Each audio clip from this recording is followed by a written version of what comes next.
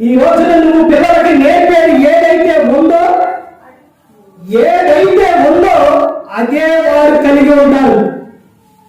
నువ్వు ఎలాంటి ప్రవర్తన అయితే కలిగి ఉంటావో అదే వారు కలిగి ఉంటారు. యేసుక్రీస్తు వారు చెప్పిన మాట, ఏ ఒక్క